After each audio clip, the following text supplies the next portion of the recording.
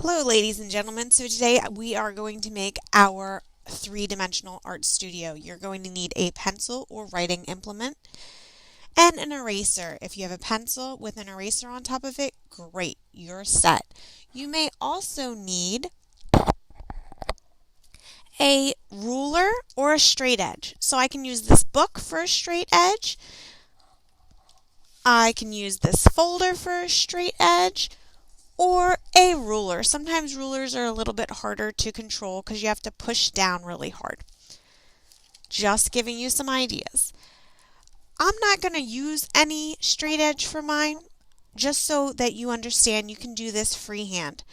I am going to create a rectangle. Now my rectangle is kind of large, but it is not huge. I'm going to connect the corners of my rectangle to the corners of my paper. Notice how I'm using a pencil. I'm going to be using a marker later on just so that you understand if I have pencil lines, it's probably because I need them to be lighter. Okay, so I have that.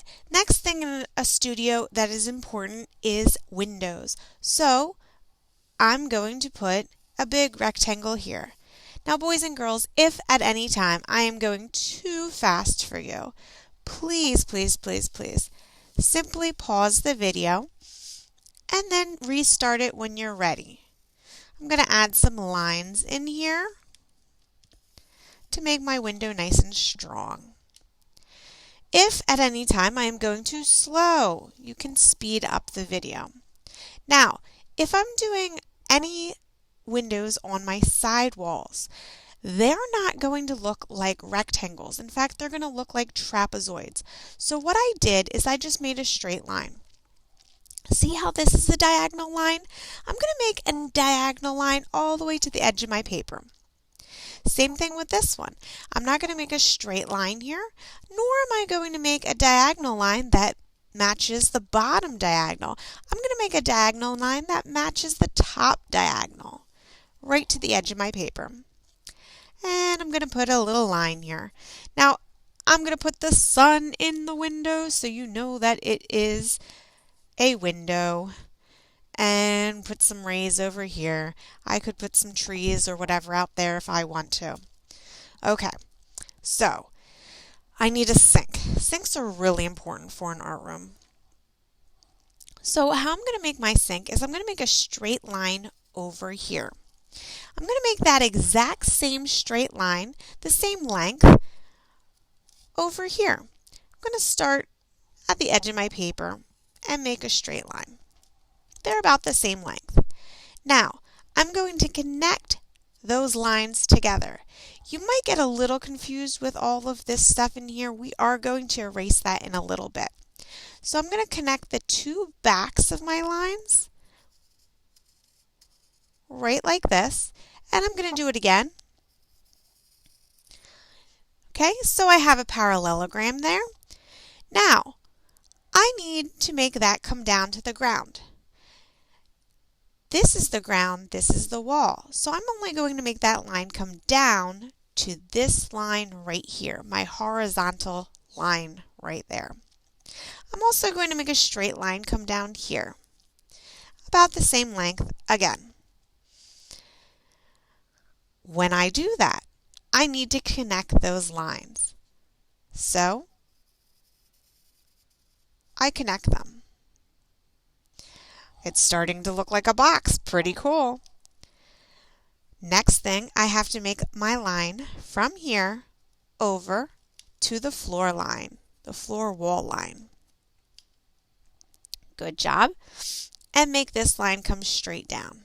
Now, if you notice, mine don't match up very well, so I might have to fudge it, fix it just a little bit.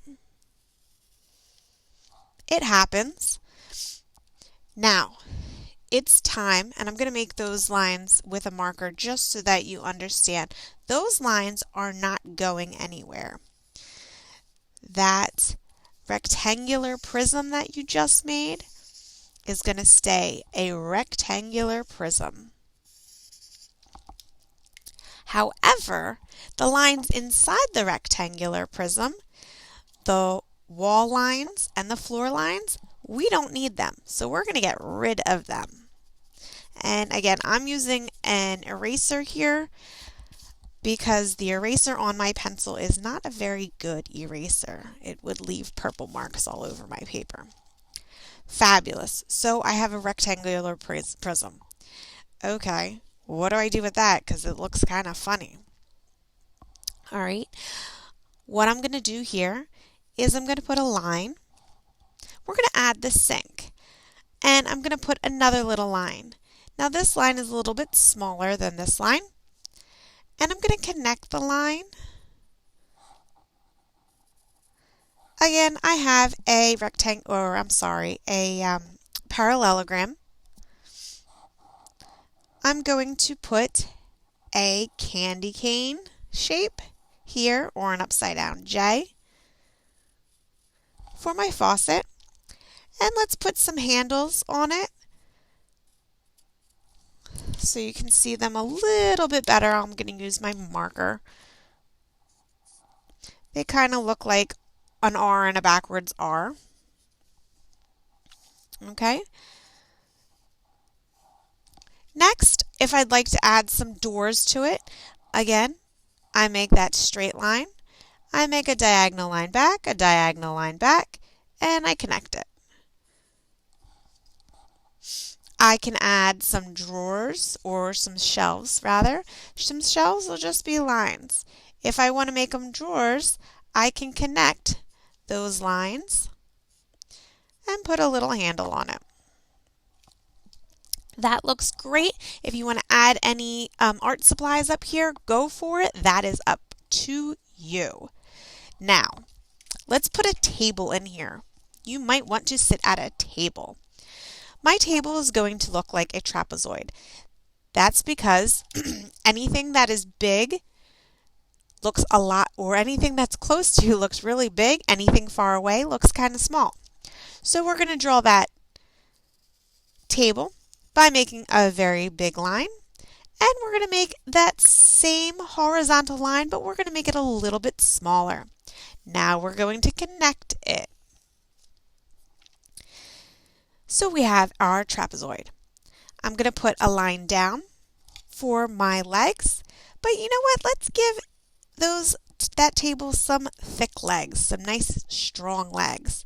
And my table isn't just a thin piece of paper laying on top of those legs, so let's give it some depth or some width. Okay? And I've got some thickness there. Awesome sauceum. Now if you want to add any art supplies on top of your table or whatever studio supplies you need, go for it. Next, maybe you want an easel. The easel is kind of fun. So if you notice, I'm using a pencil. I'm going to take this and I'm going to make the letter A. I'm going to make this line a little bit. Now, with an easel, you can see right through it, so I'm not going to erase any lines. However, my easel's going to fall over because it can't stand very well like that. So we need to make it three-dimensional. Notice how this line is shorter than these two lines. That's because it's back in space. So again, it's smaller because it's further away. And that trapezoid will hold up the easel.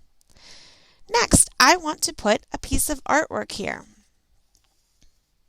So here's my piece of artwork, and I can draw a pretty picture on here if I would like to, or just leave it a blank white canvas. That's up to you. Or maybe you can find a picture in a magazine, cut it out, and put that there as your artwork. Go for it. Whatever floats your boat works for me. I also want, in my art studio, a drying rack. So what I'm going to do is I'm going to make a line straight up and a line straight up. Now if you don't want any of these things, that's fine. You don't have to put them in there. And I'm having trouble because I've got bumpies underneath of my work. So I made 2 vertical lines. Also, if you want to make a door, my door is going to be over here, so we're not going to see it. If you want to make a door, you're going to do the same thing. And you're just going to connect it right there, and you can put your little circle or oval on there. It's an oval because it's going back into space, so the circle gets smushed. I'm not making a door, I'm making a drying rack. So I'm just going to extend those a little bit, and I'm going to bring this out. I'm going to connect those lines just like I did with my sink. Now, for fun, because a drying rack has lots of shelves and I don't want to draw every single one, I'm just going to draw some lines over here. I need to kind of keep my lines the same length.